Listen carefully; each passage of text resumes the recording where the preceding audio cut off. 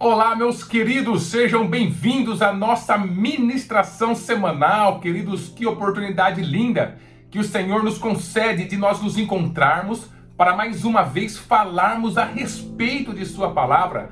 Queridos, se eu posso te dar uma sugestão, coloque a palavra de Deus no patamar que ela realmente merece dentro de você. Assim como diz a palavra do Senhor, que nós temos que buscar primeiro o reino dos céus e a sua justiça. Busque primeiro essa palavra transformadora que traz vigor para o nosso coração, que traz clareza, direcionamento, e você vai perceber que ela vai regular todas as outras áreas e todas as outras coisas dentro de você, e você vai ter uma vida muito mais leve. E nós estamos falando aqui, queridos, sobre justamente aprendendo com Ezequiel, o livro de Ezequiel, e nós estamos na nossa última ministração. Se você perdeu alguma ministração sobre essa série ou sobre outra, você pode acessar o nosso canal do YouTube, Pastor Wagner Flauzino, e você vai ter acesso a essa e outras ministrações que farão sentido em sua vida, queridos. E que bom nós podermos aprender com homens que foram tremendamente usados pelo Senhor em épocas extremamente difíceis, que nós nem sequer de longe conseguimos pensar ou imaginar, querido, pelo que aquelas pessoas estavam passando. E ali está Ezequiel, um homem de valor, de fibra verdadeiramente. Queridos, e eu estava refletindo sobre isso, né? Nós temos, querido, a descendência, né? Nós somos descendentes, melhor dizendo, espiritualmente dessas pessoas, queridos, né? São eles que formam a comunidade que vai morar com Deus no céu, né? Então, é deles, né, que vem justamente todo esse ensinamento que faz sentido para nós e que na pessoa de Jesus encontra plenitude, que são eles que são os nossos descendentes, né? Que nós somos descendentes dele, melhor dizendo, espirituais. Nós temos que ter essa mesma fibra, esse mesmo valor que falta tanto em nossos dias, meus queridos. Por isso, nós vamos continuar aprendendo com quem realmente fez a diferença, e fez a diferença mesmo tendo suas dificuldades, seus problemas, mas lutou para que a palavra de Deus fosse verdade nos seus dias, na sua boca como autoridade, e fizesse sentido para a sua própria vida em primeiro lugar. Vamos ler, queridos, aqui em Ezequiel, dentro de uma palavra, dentro deste livro, que é a mais conhecida de todas, dentro daquilo que ele falou, das profecias que ele falou, que é a profecia sobre o Vale dos Ossos Secos. Tenho certeza que você já ouviu falar sobre essa profecia, que é a mais conhecida, né? Dentro de Daniel. Existem canções sobre ela, muitas ministrações você encontra sobre o Vale dos Ossos Secos.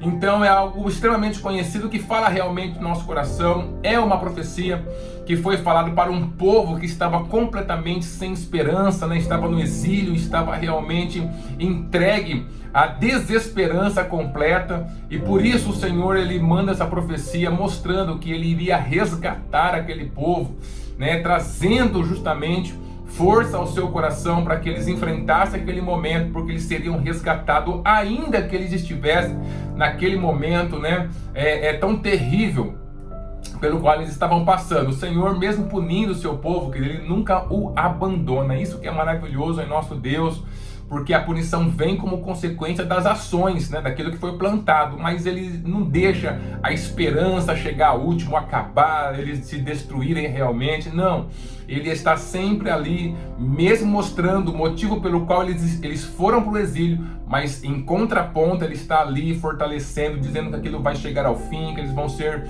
vitoriosos. Isso é um pai verdadeiro, né? Que pai maravilhoso, né? Eu tenho meus filhos aqui, mesmo quando eu tenho que cobrar deles, que eu tenho que ser duro com eles, né? Disciplinando-os, mas a gente não quer ver o nosso filho prostrado. A gente disciplina, mas quando o menino começa a ficar sem esperança, você é também aquele que vai resgatar, que vai lembrar o valor dele, que vai lembrar que aquilo vai passar, né?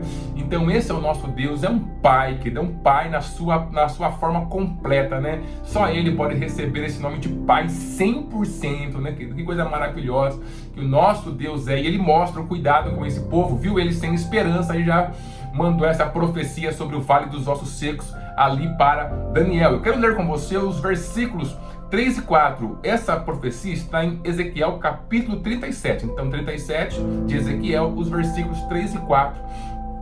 Diz assim a palavra do Senhor. E me disse: filho do homem, porventura viverão estes ossos? E eu disse: Senhor Deus, tu sabes. Então me disse: profetiza sobre esses ossos e dize-lhes: ossos secos, ouvi a palavra do Senhor. Até aqui, queridos, vou pegar só esse pedacinho. Se você tiver a oportunidade, leia toda essa profecia, porque ela realmente é revigorante, ela realmente mostra o poder do nosso Deus e a capacidade, o seu amor em resgatar o seu povo, independente daquilo que eles estão passando, verdadeiramente, e ele trazê-los à existência. Então, como eu disse, ele vai ministrar essa palavra justamente no ponto de maior tensão para aquele povo, que eles tinham realmente perdido a esperança. Eles vão ali para a terra, para Babilônia, mas quando eles chegam e eles se organizam ali no local que os babilônios haviam deixado para eles, eles ainda mantêm a esperança que aquilo vai acontecer durante um certo tempo. Eles ainda tentam manter, né, a relação lá com o Egito, para que eles possam conseguir, através da sua força, voltar para lá. Então eles vão ficar nisso. Você até percebe que eles vão em dois momentos maiores ali para a Babilônia. Ele vai no primeiro momento, aí o rei da Babilônia coloca lá um rei vassalo, né, para que ele fique lá dominando, mas esse rei que é lá em Jerusalém, lá em Judá, né, ele trai o rei da Babilônia, vai buscar ajuda lá no Egito, e aí, queridos, eles entram em guerra, eles acabam perdendo de novo. Aí sim, eles vão totalmente derrotados ali para a Babilônia. Então, queridos, nesse meio termo, eles tinham uma pequena esperança, talvez, uma esperança de que aquele momento ia passar, de que as autoridades iam fazer ali os seus arranjos políticos e eles iam conseguir voltar o mais depressa possível para a sua terra. Mas vai passando o tempo, acontece essa traição do rei que a Babilônia havia colocado ali, as guerras novamente, e vem então essa segunda leva totalmente arrasado realmente, presos de uma forma terrível. E aí, queridos, o povo ele tem aquele choque com a realidade. E aquela realidade é, acabou, vocês não têm mais poder nenhum, vocês não têm mais o que fazer.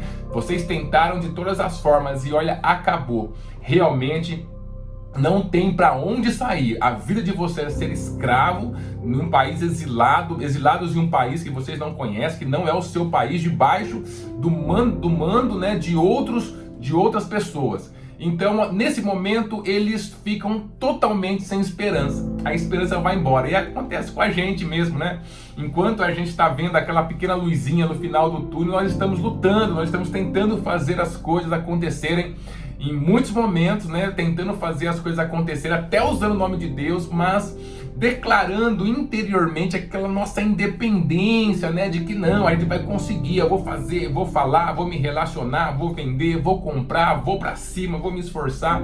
Então a gente até fala assim, não, que Deus me ajudou, mas na verdade a gente tem aquela independência, né, de que nós é que estamos movendo e fazendo e o nosso merecimento vai nos salvar. Mas existe um momento aonde, queridos, tudo aquilo que é humano, ele chega ao fim.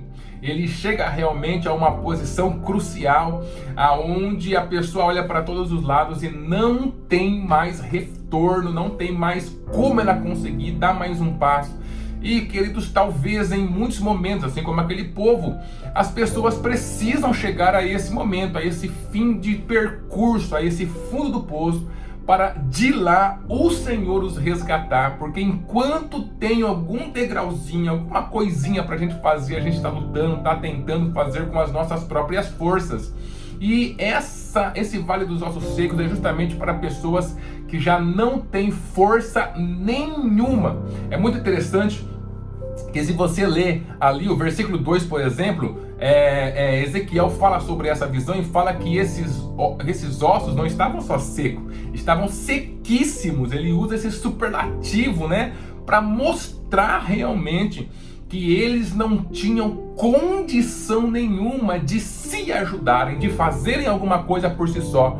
mas que eles dependiam 100% da ação de Deus. E é aí que Deus entra para mudar a história desse povo, primeiro com uma promessa, né? Que isso aqui foi uma promessa, eles estavam lá, eles passaram depois dessa promessa por muito tempo ainda ali, e aí depois eles conseguem retornar ali para o seu povo, né? Quando a Babilônia ela perde para os medo-persas, e aí os medo-persas têm uma outra forma de agir com os colonos, com aqueles escravos que estavam ali e que acabam mandando para sua terra. Mas até esse momento que eles estavam na posição de sequíssimos, ou seja, impossível de qualquer forma humana, de qualquer olhar humano, de eles fazerem alguma coisa para si mesmos, né? E eu acho maravilhoso essa profecia, porque muitas pessoas que são ateias, né, elas falam que não, muitas coisas que não tem explicação hoje, a ciência explicará ali no futuro. Mas eu queria ver alguém explicar, né, como que você faz ossos sequíssimos voltar à existência. Querido, pode passar o tempo que for, a ciência jamais vai conseguir trazer ossos sequíssimos novamente à vida. Só o nosso Deus pode fazer, né? E aqui está Deus declarando quem Ele é para essas pessoas que infelizmente não querem aceitar ao Senhor Jesus como Senhor e Salvador de suas vidas e viver no caminho dele. Mas deixando isso de lado e voltando para cá, essa é a situação, querido, de desespero total. Então o desespero chegou, realmente estabeleceu-se ali, não tem mais força para fazer nada.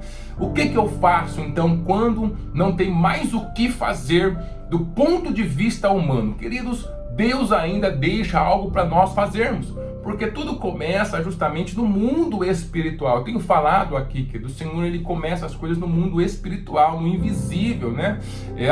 A própria palavra fala que é do invisível que foram chamadas, que foram trazidas as coisas visíveis. E aqui, dentro dessa situação, o que Ezequiel poderia fazer? Ele não tem força para fazer absolutamente nada, mas o Senhor deixa aqui algo importante para ele. Olha que ele fala justamente no sentido aqui, a pergunta que ele faz, né? Deus pergunta para ele, né?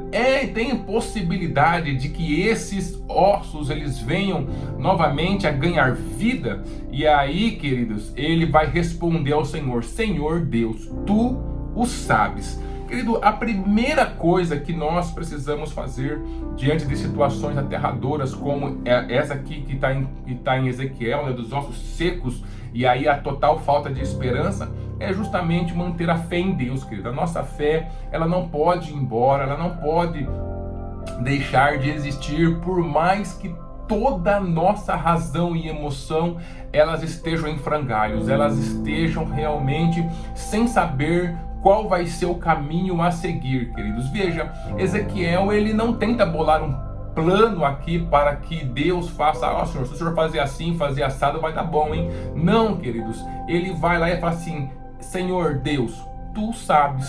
Então a gente percebe que aqui ele não é uma expressão, né, uma frase que ele fala sobre justamente o seu orgulho, né? Não, o Senhor sabe. Não, aqui eu vejo uma pessoa realmente quebrada, né? Uma pessoa assim que não sabe o que fazer e colocando isso para Deus. Deus pergunta para ele, ele responde: Senhor, só tu que sabe, Senhor, só tu que sabe. Mas aqui nessa resposta ainda revela um pedacinho da fé, sabe? Aquele fiozinho que ficou em relação à fé, que Deus sabe de todas as coisas, Ele pode fazer, Ele pode reverter, sem que eu entenda como as coisas estão sendo feitas, sem que eu saiba ou eu contribua com alguma coisa. Deus pode, Deus o sabe. Por isso, a primeira coisa a fazer diante de uma situação dessa é não perder a fé. Não aquela fé, né, que fica cheia de orgulho. Não, queridos, que a pessoa fica falando, né, muitas vezes da sua própria emoção, querendo se fortalecer de alguma coisa. Não, mas aqui eu encontro uma fé sincera em Ezequiel. Olha, Senhor, não sei, tu sabes, Senhor, só tu sabes se vai dar certo, não vai dar. Só o Senhor que sabe realmente. Olha aqui, que não é aquela fé, né, que fica determinando, que fica fazendo um monte de coisa. Não, que assim é uma fé simples, uma fé realmente que está no Senhor, que deixa para que Ele resolva, que continua crendo nele, mas que não se mostra forte em nenhum momento. É a fé que nasce da fraqueza realmente, né, Senhor? Tu sabes se vai dar certo ou não vai, se vai reviver, só Tu, Senhor, só Tu. E aí Ele dá o passo, né, segundo, para que aconteça esse milagre, porque o Senhor fala, então profetiza sobre esses ossos, e aí dá o que ele precisa falar, né? Então, queridos, a primeira coisa é não perder a fé. Nunca perca a fé em relação às coisas que trazem desesperança para a sua vida, em nenhum momento, muito menos quando você chegar a algum fundo de poço, porque todos nós, né, nós estamos aí no mundo, o mundo é mal realmente, queridos, o inimigo está nos atacando, em algum momento algumas coisas podem acontecer, mas olha, não perca a sua fé. E você percebe aqui que mesmo ele, no momento difícil, ele não perde a fé, né? A fé que vem nessa fraqueza do ser humano, de falar, ó Senhor, só o Senhor realmente sabe. E aí o Senhor manda ele começar a profetizar, queridos. O que significa isso, né, para as nossas vidas? Profetizar nesse sentido, que é trazer dentro do ambiente de morte, né, que a hora que a desesperança chega é a hora que a morte ela se apresenta, né? Então, dentro desse ambiente nós precisamos mudar esse ambiente, né, onde nós estamos, e trazer a palavra do Senhor para aquele local, o que Deus está falando, quais são as suas promessas, né, o que significa Ele estar ao nosso lado, Ele não nos abandonar, Ele passar, por exemplo, como diz Isaías 41:10, né, passar pela água, passar pelo fogo conosco. Então a gente começa a profetizar que o Senhor está conosco, querido. Isso nós podemos fazer mesmo sem compreender como que as coisas vão acontecer. Veja que Ezequiel, ele começa aqui a profetizar sobre aqueles ossos. Ele não sabe o que o Senhor vai fazer, da onde que vai vir, como que vai acontecer. Ele só fala, ele só fala. Então a palavra do Senhor é uma palavra viva. Ela tem que estar nos nossos lábios, tem que estar no nosso coração. Nosso coração tem que profetizar para a nossa mente. A nossa boca tem que profetizar para o nosso coração. Nós temos que profetizar para a nossa alma. Nós temos que profetizar onde nós estamos, declarar vitória, declarar realmente o que Deus tem para nós, declarar quem Ele é nas nossas vidas, né? Que é em primeiro lugar, inclusive, quem Ele é nas nossas vidas. E você percebe que Ele chama Ezequiel para isso, mesmo sem saber o que vai acontecer. Por quê? Porque ele profetizando, ele vai criar esse ambiente onde Deus se manifesta. É muito difícil que Deus se manifestar onde só tem reclamação, onde só tem desespero, onde as coisas só estão sendo vistas do ponto de vista humano. É muito difícil. Por quê? Porque ele precisa, né, que exista fé no coração da pessoa. E a pessoa que tem fé no seu coração, ela fala sobre a palavra de Deus, mesmo que as situações sejam aterradoras. A palavra de Deus está na sua boca até que ela vai à morte. A gente percebe, né, Estevão, percebe grandes mártires do nosso cristianismo que até o fim da sua vida estavam com a palavra de Deus na sua boca. E aí? Né? Então nós precisamos ministrar essa palavra de Deus no local onde nós estamos. E o número 3 que eu queria deixar para você, olha só que a profecia, como ele começa essa profecia, diz assim, queridos, ó, ossos secos, ouvi a palavra do Senhor. Queridos, a palavra do Senhor, ela precisa de ouvidos atentos. Perceba aquilo que o Senhor está falando com você, mesmo em meio às crises, às dificuldades. O Senhor sempre está emanando a sua palavra sobre as nossas vidas de diversas formas. Provavelmente essa ministração é uma forma do Senhor falar com você. Então, queridos, não apenas escute a palavra de Deus, não seja apenas uma pessoa que escuta louvores, que escuta ministrações, porque nós temos isso, né? Pessoal, eu estou meio ruim, vou ouvir uma ministração hoje. Então a pessoa está sempre somente escutando. Não, quer dizer, escutar, a gente escuta um barulho também, mas ouça a palavra do Senhor. Ouvir é prestar atenção, é refletir, é meditar, é trazer para dentro, é conversar com o Senhor sobre essa palavra que foi ministrada.